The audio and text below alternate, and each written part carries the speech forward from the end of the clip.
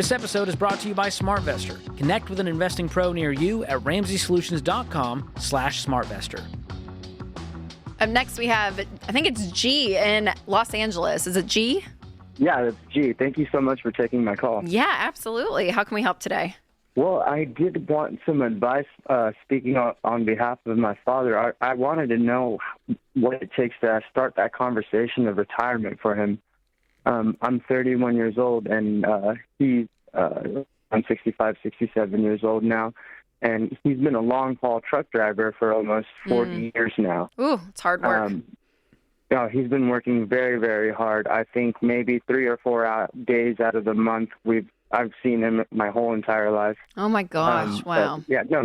He's worked very hard for what he's done. But as a long haul truck driver, a lot of it is paycheck to paycheck work. But what he's done very well for himself is live life a little bit frugally and understand what it took for him. And what he did was buy some farms in Central California that have all been paid off now and stuff. And I'm just kind of looking for a way to start that conversation with him. Wow. Does he want to retire? That's one of the bigger caveats about this. He is a workhorse. And a matter of fact, he just came back from New York today, all the way back to Central California. And he already picked up a load for Friday to take off. Wow. So is he the kind of guy, is he like a Dave Ramsey? He's just going to work until he's no longer with us. He'll never retire. Absolutely. Yeah, that is his demeanor, and that's something I've never got in his way of. But here's the thing about long-haul truck drivers.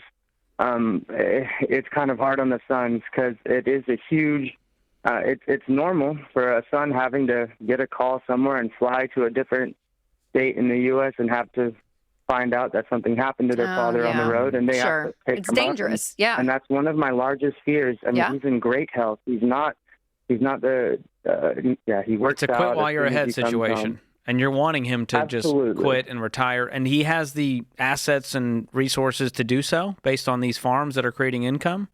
So that's kind of the confusion on my end too. I'm just trying to figure out how we can use all the work that he's done. And yes, over the past 40 years, we've accumulated over 110 acres, me and him together.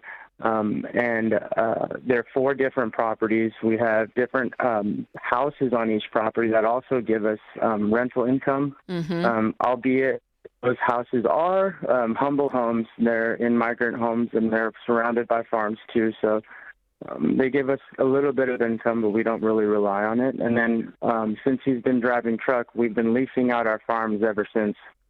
That gets our property taxes taken care of pretty much at the end of the year and other expenses. But so if he quit today doing the truck stuff, how much income would he bring in from all these other sources? So we get about $8,000 a month.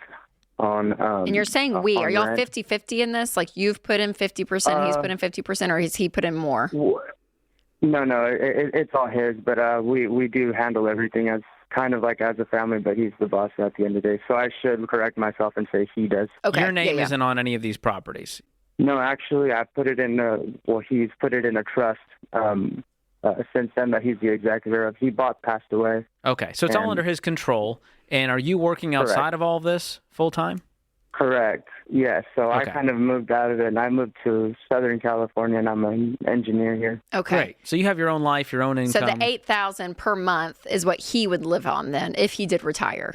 More or less, correct. Okay. And that's enough to cover his bills, it sounds like, being a frugal guy who's Does he have a home? Yeah, is he debt-free? Is his home debt-free? Paid off? So all the homes and farms are all debt-free. So he's bought all of these homes and farms at a very what about early in his the 40 home, years. his primary home? Is it paid off? Everything is paid off. Okay, good. That's amazing. All of the properties together come out to about $6 million in value. Oh, wow. Incredible. Okay. So he could retire tomorrow. Your real question is, how do I convince him to stop working so hard? Oh yeah, that's part of the issue. Because the finances, it's all there. Ask him? Yeah, and should I even ask him? Because another fear of mine is what happens to a gentleman when he does retire. They slow down. Yeah, and I do wonder too, Guy, if you guys can work. And I don't know what this would look like. It probably would getting a third opinion, a financial advisor. But if you have $6 million worth of something, but you're only making $8,000 a month.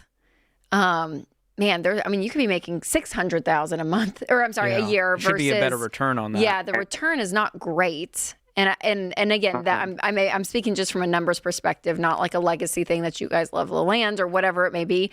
But there may be a move that you guys sell to, half of this, $3 million in real estate, $3 million in the market, and he's, living off, I don't know, $300,000 a year is what he could be. He didn't need that, I'm sure, but if you just put this in a high yield savings account, $3 million, it could spit off over $100,000 a year. Yeah, so I just wonder if there's a way to bring more money to you guys with this investment, because it is worth so much. But again, y'all may not want to do that, but that's one thing to be thinking about.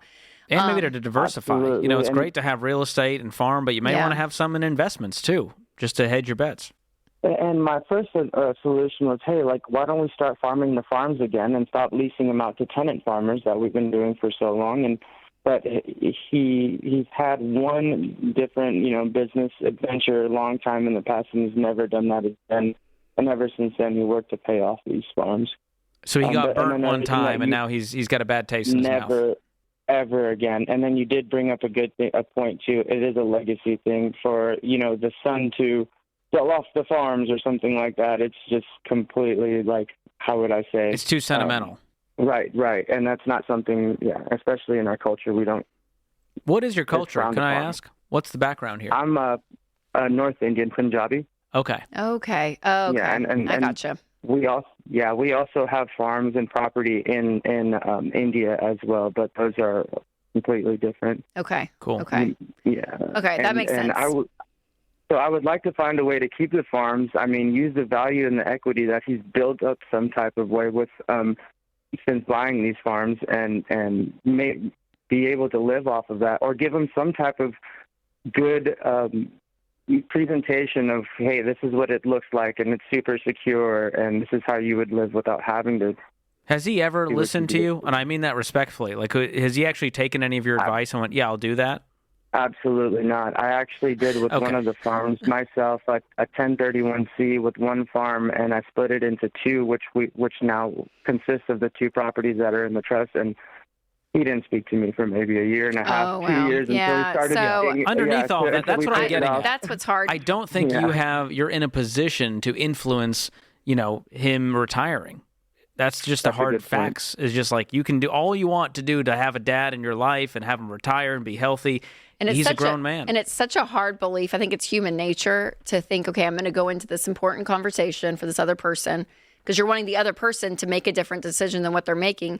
And there's and it's a belief that I kind of feel like is a lie of if I just say it the right way, if I present it the right way, it's going to click, and it's going to click. And I don't know. Maybe I'm cynical, but I know for myself, I'm you just have to get to this point in life where I cannot control other people. I can't. No, and maybe I can try one great conversation, but you're not going to change his mind.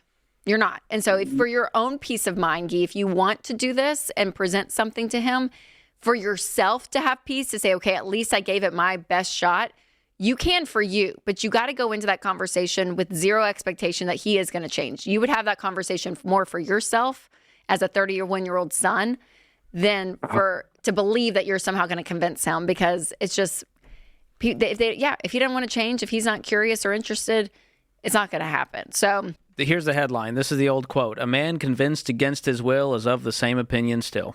And that's just, he's 65. This is all he knows. He's not interested in your opinion, unfortunately. And he's done great so far. I think, like you're saying, you see that there's potential that he could be doing more.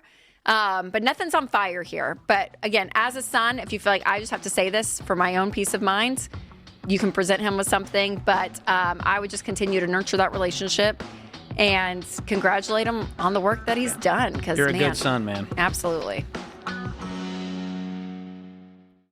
Thanks for tuning in to Ramsey Everyday Millionaires. Need help with your investments? Connect with a SmartVestor Pro at RamseySolutions.com/SmartVestor or click the link in the show notes. Ramsey Solutions is a paid non-client promoter of participating pros. Learn more at RamseySolutions.com/SmartVestor.